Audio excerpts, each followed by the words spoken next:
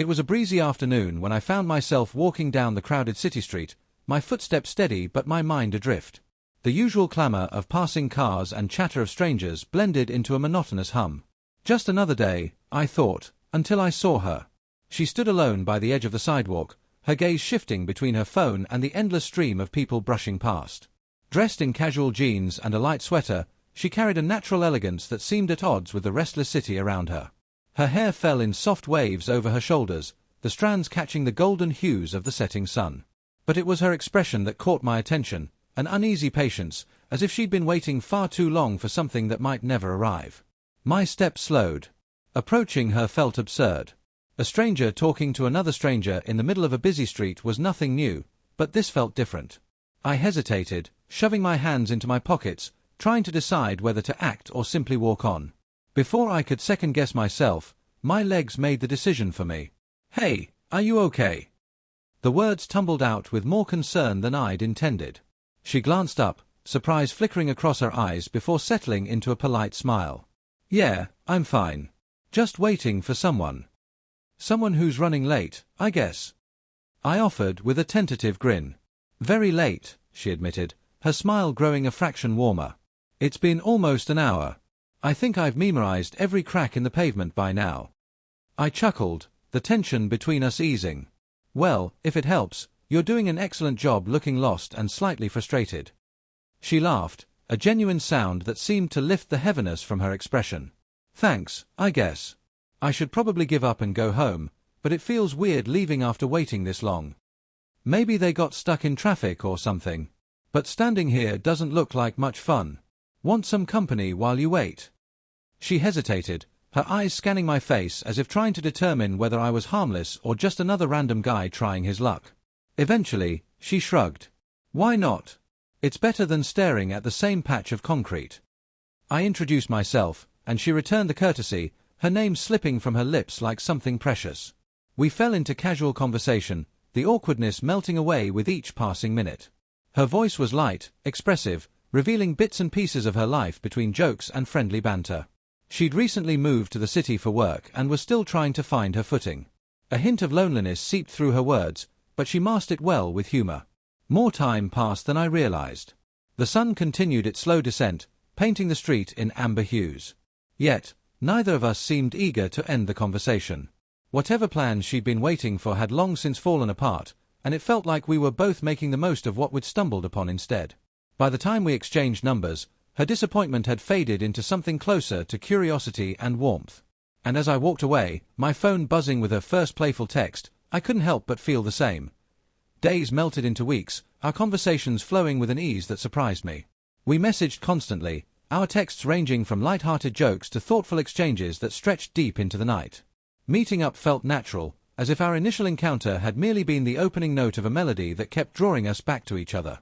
We spent afternoons exploring the city's hidden spots, quiet coffee shops, vibrant parks, the occasional art gallery where we would pretend to be pretentious critics. She had a knack for making the most ordinary places feel new, her curiosity infectious. One Saturday, we wandered along the riverfront, the air crisp and cool. The sky stretched overhead, a soft, endless blue. She nudged me playfully, her laughter a carefree note carried by the breeze. "I can't believe you've lived here for years and never bothered to try that tiny bakery by the corner," she teased, eyes glinting with mock outrage. "I've always been more of a fast food guy," I admitted. Guilty of convenience over experience. "Well, that's about to change. You're trying new things whether you like it or not," she declared with exaggerated seriousness. We strolled aimlessly, our conversation weaving through topics as effortlessly as the path we walked. Somewhere along the way, I realized I had grown to anticipate our time together with a restless excitement that felt almost childish. Yet, beneath her easy smiles and playful words, there was something else. A guardedness, subtle but persistent. Occasionally, her gaze would drift off, her smile fading just enough to suggest she was holding something back. It was as if our conversations danced around a subject neither of us dared to touch. But I couldn't deny how drawn I was to her. That afternoon, as we sat by the water's edge sharing pastries she'd insisted I try, I found myself admitting things I'd only ever kept to myself. Disappointments, doubts, the gnawing loneliness of living in a city that never seemed to slow down. To my surprise, she listened intently, her eyes searching mine with a sincerity that made me feel both exposed and understood. "City life can be unforgiving," she said softly, her fingers tracing idle patterns along the edge of a paper napkin. "You think you're surrounded by so many people, but somehow you end up feeling more alone." Her words hung between us, fragile yet powerful. She spoke of her own struggles, being new to the city, her friendships feeling shallow, the pressure to always appear fine even when everything felt like it was slipping away. The vulnerability in her voice stirred something within me. A need to protect her, to make sure the loneliness she described was never something she felt around me.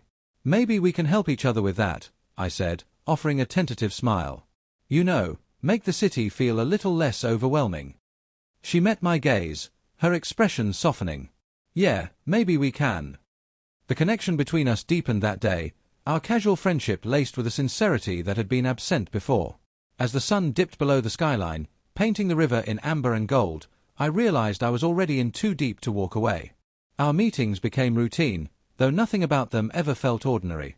Days turned into weeks, our conversations growing bolder and our laughter richer. What had begun as chance encounters evolved into something more deliberate, a shared intent to carve out moments of peace from the chaos of city life. One evening, as rain drummed steadily against the pavement, she arrived at my door, drenched but grinning. "You said you'd cook dinner one day." "I'm here to collect," she declared, shaking droplets from her hair like a defiant cat. I laughed and ushered her inside, offering a towel and an old hoodie that swallowed her frame but made her look irresistibly adorable. The kitchen was a mess of half-prepared ingredients, but her amusement at my culinary attempts kept the mood light. Despite my clumsy efforts, we managed to pull together a decent meal. Sitting cross-legged on the couch, plates balanced on our laps, we spoke of childhood dreams, failures, and the strange way life never seemed to follow the scripts we wrote for ourselves. "Sometimes I wonder if I'll ever feel settled," she admitted, her gaze locked on the steam rising from her plate. "Like, truly at home somewhere." I wanted to tell her that maybe home didn't have to be a place. Maybe it could be a person. But the words tangled themselves up somewhere between my heart and my mouth. "Well, you've got time to figure that out," I said instead. "And meanwhile, you've got me to drag you out of your comfort zone every once in a while." She laughed, but there was something vulnerable in her smile. Something that made me want to reach out and close the distance between us. We kept talking, our conversation flowing until the night had grown old and the rain outside softened to a mere whisper. As we sank into the comfort of the dimly lit room, the world beyond my apartment seemed to fade away. "Hey," I ventured, the words slipping out before I could reconsider. "It's late. You can stay over if you want. You know, so you don't have to trek home in the rain." She hesitated, a flicker of uncertainty passing through her gaze. But then she nodded. "Yeah, that sounds nice." I set up the couch for her, offering blankets and pillows with the same awkwardness I always displayed when trying to make her feel comfortable. Yet, when she glanced around the room, her smile was soft, appreciative.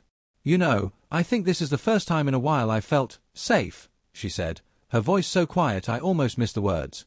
"Good. Because you are," I replied, wishing I could say more. The night stretched on, comfortable silences mingling with quiet conversation. By the time exhaustion began pulling her towards sleep, I could see a gentle contentment settle over her. I retreated to my bedroom, leaving her to rest. But sleep evaded me, my thoughts tangled up in the realization that she was becoming more than just a friend. And the more I saw her, the more certain I became that I didn't want to let her go. Morning arrived with a gentle glow filtering through the curtains, painting the room in shades of amber. I shuffled out of my bedroom, half expecting her to be gone, the night before dismissed as a temporary refuge. But she was still there, curled up on the couch under a tangled mess of blankets, her chest rising and falling with the calmness of undisturbed sleep. I moved quietly, preparing coffee more out of habit than necessity. As the rich aroma wafted through the air, she stirred, her eyes blinking open with a drowsy, unfocused gaze.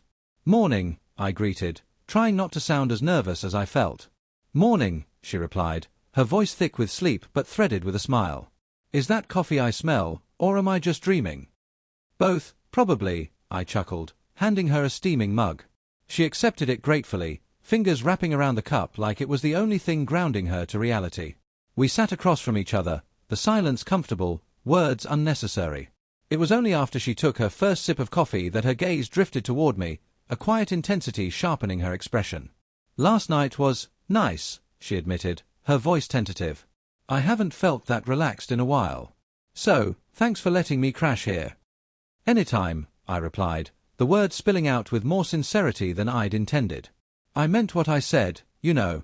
You're safe here. Her eyes softened, but there was something guarded in her posture, a flicker of doubt she tried to conceal with a half-smile. It's weird, isn't it? How easily we've clicked. Like, this wasn't supposed to happen. We were just two strangers on a street. Maybe it was supposed to happen, I countered, my tone careful, probing. Maybe some things are just meant to be. Her gaze dropped to her mug, fingers tracing its rim. Maybe, she whispered, more to herself than to me. We continued talking, our words weaving between light banter and unspoken fears.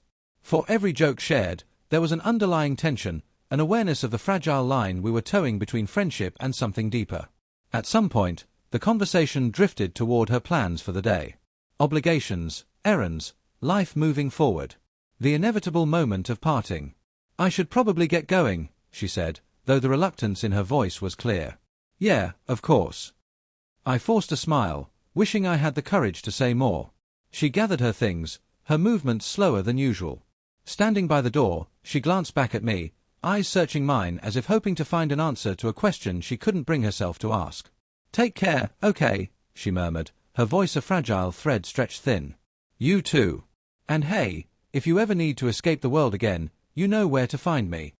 She offered a smile, genuine but edged with hesitation. I'll keep that in mind. And then she was gone, the door clicking shut behind her, leaving the apartment feeling inexplicably colder. I stared at the empty space where she'd been, a strange mix of hope and dread coiling in my chest. Whatever this was, whatever it could be, it wasn't over. Not yet.